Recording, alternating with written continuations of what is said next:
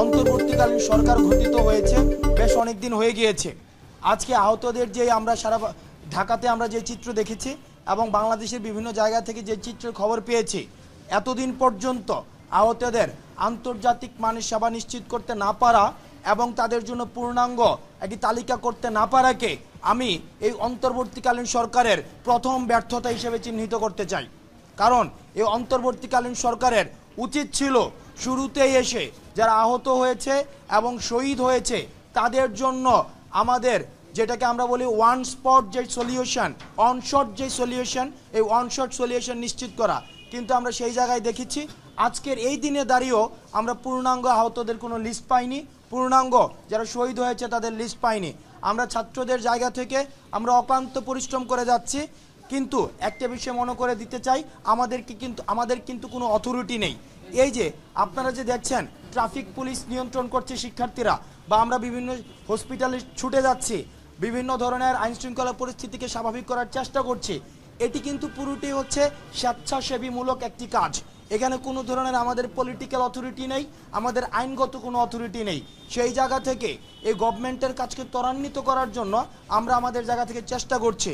কিন্তু এই অন্তর্বর্তীকালীন সরকারের যারা দায়িত্বপ্রাপ্ত রয়েছেন তাদের উচিত ছিল যত দ্রুত সম্ভব আহতদের পাশে দাঁড়ানোর ভিজিবল পদক্ষেপ নেওয়া। কিন্তু আমরা ভিজিবল কোনো পদক্ষেপ দেখিনি, যে কারণে আমরা অন্তর্বর্তীকালীন সরকারের স্বাস্থ্য বিভাগের আমরা নিন্দা জানাচ্ছি।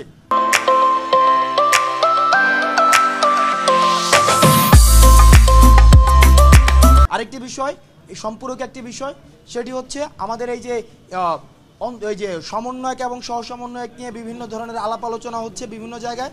আমরা স্পষ্ট করে বলতে চাই, আপনারা যারা গণমাধ্যম কর্মী রয়েছেন ঢাকা কেন্দ্রিক আমাদের বিভিন্ন যারা সমন্বয়ক এবং সহ সমন্বয়ক রয়েছেন, আপনারা দেখতে পাচ্ছেন তাদের কি সারাদিন কি অক্লান্ত পরিশ্রম করছে।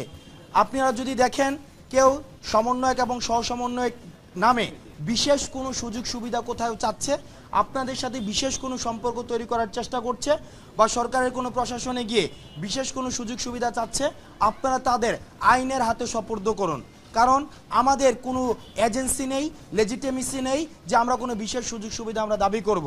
এবং পরিশেষে আমরা অন্তর্বর্তীকালীন সরকারকে আমরা বলতে চাই, আপনারা আজকে অন্তর্বর্তীকালীন সরকার হয়েছেন এই আহত যারা হয়েছে, শহীদ যারা হয়েছে তাদের বিনিময়ে। সুতরাং অন্যান্য পলিসি রিফরমেশনের আগে, অন্যান্য পলিসি অ্যাডপশনের আগে আপনাদের প্রথম এবং প্রধান কাজ হচ্ছে তাদের বিষয়টি দ্রুততম সময়ের মধ্যে আপনার সমাধান করা এবং আহত পরিবারদের পাশে দাঁড়ানো। কারণ আমরা দেখেছি একমাত্র উপার্জনক্ষম ব্যক্তি উনি আহত হয়ে পড়ে আছেন বা নিহত হয়েছেন। সুতরাং আমরা আর অ্যাসপাইরেশনাল স্পিচ শুনতে চাই না, বড় বড় গল্প শুনতে চাই না, এটা করে ফেলবো সেটা করে ফেলবো শুনতে চাই না, ব্লেমিং টেগিমের গেম আমরা শুনতে চাই না, দোষ এর ঘাড়ে ওর ঘাড়ে চাপানো, আওয়ামী জামাত বিএনপি ফেসিবাদের উপরে দোষ চাপানোর যে ব্লেমিং টেগিংয়ের যে বিষয়টি সেটি আর আমরা শুনতে চাই না।